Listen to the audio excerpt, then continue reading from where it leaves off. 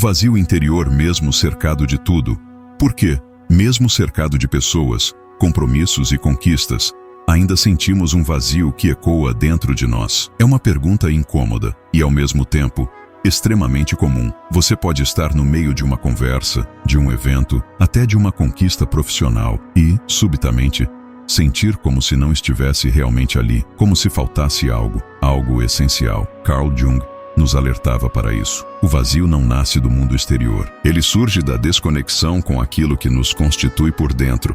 Nossa essência, a alma, quando ignorada, começa a gritar em forma de silêncio. Você já sentiu esse silêncio desconfortável? Aquele momento em que tudo parece bem do lado de fora, mas por dentro há um cansaço, uma ausência difícil de nomear. Essa sensação não é fraqueza, é um chamado. É o chamado para voltar-se para dentro. Muitas vezes, confundimos esse processo com egoísmo. Afinal, fomos ensinados a priorizar tudo, menos nós mesmos. Mas Jung nos convida a ressignificar essa ideia. Ele dizia que a verdadeira transformação começa quando escolhemos a nós mesmos, não por vaidade, mas por necessidade vital. E se, ao invés de continuar fugindo desse vazio, você decidisse enfrentá-lo com coragem? E se essa falta que sente for, na verdade, a porta para uma reconexão profunda com quem você é de verdade? A cura emocional começa com uma escolha, e essa escolha é você. 2. O mundo te afasta de si mesmo. Vivemos em uma era onde tudo é excesso. De informações, de estímulos, de expectativas. O tempo parece correr mais rápido que nossa capacidade de acompanhar. Nesse turbilhão, aprender a se priorizar se torna quase um ato de rebeldia. Quantas vezes você sentiu que precisava parar, respirar, cuidar de si, mas não pôde, porque havia alguém para agradar, um prazo para cumprir, uma imagem a manter? O mundo moderno nos empurra para fora de nós mesmos. Desde pequenos, somos condicionados a olhar para fora, buscar aprovação, sucesso, reconhecimento. Mas no processo, esquecemos de olhar para dentro, de nos escutar. Carl Jung dizia que quem olha para fora sonha, quem olha para dentro desperta. E é justamente esse despertar que nos liberta do ciclo da autonegligência. Se priorizar não significa se isolar ou ignorar os outros. Significa, antes de tudo, criar um espaço interno onde a sua verdade possa florescer, onde você possa respirar, sem máscaras, dizer não quando seu corpo pede pausa, soltar dores antigas que pesam em seus ombros, honrar suas necessidades emocionais mesmo que o mundo lá fora não entenda. Tudo isso é parte do processo de cura, porque quando você se escolhe, algo começa a se reorganizar internamente. Um novo centro se forma, e é a partir dele que sua vida, suas escolhas e até seus relacionamentos ganham um novo significado. 3. A sombra, o que você não quer ver. Existe uma parte de você que talvez evite encarar, uma parte que sente raiva, inveja, medo, ciúmes, uma parte que se ressente, que julga, que deseja o que não deveria desejar. Essa parte tem nome. Jung a chamou de sombra, e ele nos alertava: quanto mais negamos a sombra, mais poder ela ganha sobre nós. O que não é visto age nas entrelinhas, manipula nossas escolhas, sabota nossos relacionamentos, recria padrões que juramos não repetir. Já percebeu como algumas situações se repetem na sua vida? Como se você desse voltas em círculos, atraindo sempre as mesmas dores, os mesmos desencontros? Isso não é coincidência, é sintoma de algo mais profundo querendo ser reconhecido. A sombra não é um inimigo, ela é uma mensageira. Dentro dela estão partes de você que foram excluídas, reprimidas, abandonadas, feridas que não foram acolhidas, emoções que nunca puderam ser expressas. Quando negadas, elas buscam outras formas de aparecer, às vezes no corpo, às vezes nos sonhos, às vezes nas relações mais próximas. A proposta de Jung é ousada. Em vez de lutar contra a sombra, escute o que ela quer dizer, o que essa raiva está tentando proteger, o que essa tristeza ainda está tentando curar. Olhar para a sombra não te faz fraco, te faz inteiro, e é nessa inteireza que a verdadeira cura começa. 4. Ouça com real atenção. Existe uma pergunta simples, mas profundamente transformadora. O que eu estou precisando agora? Essa pergunta, feita com sinceridade e escuta verdadeira, pode mudar o curso de um dia, ou até de uma vida. Talvez a resposta venha em forma de silêncio. Talvez ela revele um cansaço antigo, um desejo reprimido, uma necessidade de pausa. Pode ser que tudo o que você precise seja respirar sem pressa, tomar um banho mais demorado, escrever algo que está preso dentro de você. Jung via o cuidado consigo mesmo como parte do processo de individuação, o caminho rumo à totalidade. E esse caminho não é feito de grandes gestos, é construído em escolhas diárias. Cada ato de autocuidado é uma declaração interna. Eu me importo comigo, e isso é revolucionário em um mundo que te ensina a se negligenciar para ser aceito. Ouvir-se é uma prática. Requer presença, requer coragem, porque muitas vezes, ao nos escutar, ouvimos verdades que evitamos. Mas é também nesse espaço de escuta que a cura floresce. Você deixa de se forçar a caber em moldes e começa a honrar sua realidade interna. E quanto mais você se escuta, mais a vida ganha sentido. 5. A escuta muda tudo. Quando você começa a se escutar de verdade, algo mágico acontece. O mundo ao seu redor também começa a escutar você. Carl Jung chamou isso de sincronicidade. Encontros significativos que não podem ser explicados apenas pela lógica, mas que carregam um sentido profundo. É como se o universo começasse a responder à sua nova frequência interna. Você pensa em alguém e essa pessoa liga. Você sente algo e uma situação se apresenta como resposta. Você escolhe a si mesmo e portas antes invisíveis se abrem. Isso não é coincidência, é sintonia. É a vida espelhando o seu movimento interior. Quando você se escuta com presença, você se alinha com sua verdade. E a verdade tem uma força silenciosa,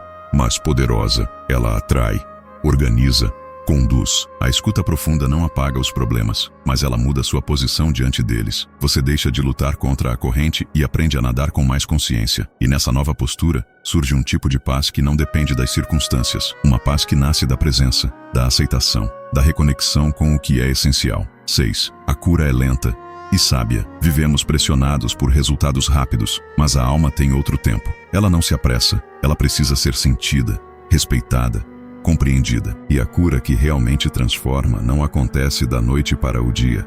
Ela acontece em camadas, em ciclos, em espirais. Recaídas não significam fracasso, são convites à consciência. Voltar a antigos padrões não cancela o progresso que você já fez. Significa apenas que há mais algo a ser olhado, acolhido, entendido. Jung falava sobre a integração dos opostos, luz e sombra, razão e emoção, força e fragilidade. Ele nos lembrava que a totalidade não exclui, ela inclui. E isso exige paciência com o próprio processo. É comum querer acelerar o caminho, querer logo se curar, mas o impulso de pressa muitas vezes esconde uma não aceitação de si, um desejo de eliminar a dor sem escutá-la. A verdadeira cura é aquela que respeita o seu ritmo. Ela não exige perfeição, ela pede presença. E mesmo quando parece que você deu um passo para trás, talvez tenha apenas dado um passo para dentro.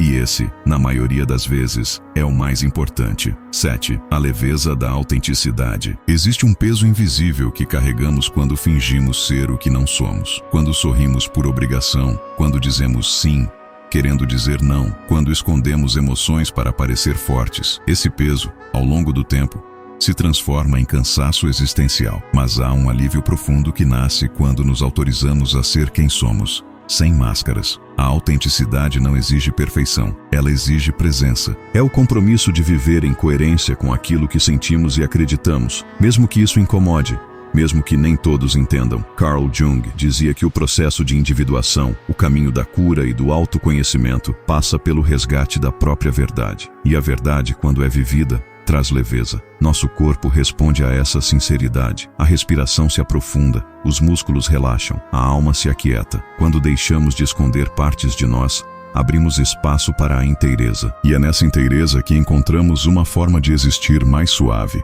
mais livre, mais real. Uma vida que não precisa ser perfeita para ser profundamente verdadeira. 8. O corpo como símbolo do inconsciente. Carl Jung acreditava que o corpo é o palco onde o inconsciente se manifesta. Quando a mente silencia suas dores, o corpo as transforma em sintomas. Uma tensão constante no peito, uma dor de estômago que não passa, uma insônia que insiste em voltar. Tudo isso pode ser linguagem simbólica. Não é invenção, é comunicação. O corpo não mente, ele guarda memórias, carrega emoções não expressas, denuncia conflitos que não chegaram à superfície da consciência. Quantas vezes você ignorou um desconforto, dizendo a si mesmo que era apenas cansaço? Quantas vezes anestesiou seu corpo com distrações, sem escutar o que ele queria te mostrar? Jung nos convida a escutar o corpo como quem decifra sonhos, com curiosidade, com respeito, com profundidade, o toque, o movimento, a respiração. Todos são pontes de retorno para esse lar interior esquecido. Ao se mover com presença, você se reconecta. Ao respirar com atenção, você se reorganiza. A cura emocional também é somática. Ela passa pelo corpo, porque é ali que muito do que foi vivido continua guardado, à espera de ser finalmente reconhecido. 9. O poder da autocompaixão. A maioria de nós aprendeu a se julgar antes de se acolher. Quando erramos, nos culpamos. Quando sentimos dor, nos cobramos. Quando falhamos, nos punimos, como se a cura dependesse de disciplina e não de gentileza. Mas Carl Jung nos lembra que aquilo que rejeitamos em nós não desaparece, apenas se esconde. E quanto mais nos afastamos de partes nossas que doem, mais nos fragmentamos por dentro. Autocompaixão é o gesto corajoso de dizer: eu reconheço minha dor e escolho não me abandonar. Trocar julgamento por cuidado é revolucionar o modo como lidamos com nossas feridas. É enxergar que o erro não é um fracasso, mas uma tentativa de acerto feita com os recursos que tínhamos no momento. É entender que o perdão não apaga o que foi vivido, mas transforma o lugar de onde olhamos para isso. Você não é só o que deu errado. Você também é tudo o que aprendeu, tudo o que sustentou, tudo o que resistiu. E quando olha para si com esse olhar mais amplo e compassivo, o peso da culpa começa a se dissolver. E no lugar da rigidez, nasce um espaço fértil para crescer, mudar e se libertar. 10. Relações conscientes a partir da própria cura. Quando você começa a se curar, suas relações inevitavelmente se transformam. Você deixa de aceitar migalhas, de se moldar para ser aceito, de tentar consertar o outro como forma de evitar olhar para si mesmo. A cura interna modifica o que você permite, o que você procura e o que você oferece. Ela quebra o ciclo de relações baseadas na carência e abre espaço para encontros sustentados pela verdade. Carl Jung dizia: nos tornamos aquilo que contemplamos. Quando você se contempla com mais amor, mais presença e mais inteireza, passa a atrair vínculos que refletem essa nova postura. Você para de buscar alguém que te salve e começa a se relacionar com quem caminha ao seu lado. Você abandona o papel de salvador e se conecta com pessoas que assumem responsabilidade pela própria história. Relações conscientes não são perfeitas, mas são sinceras. São aquelas em que há espaço para crescer, para errar, para conversar com profundidade.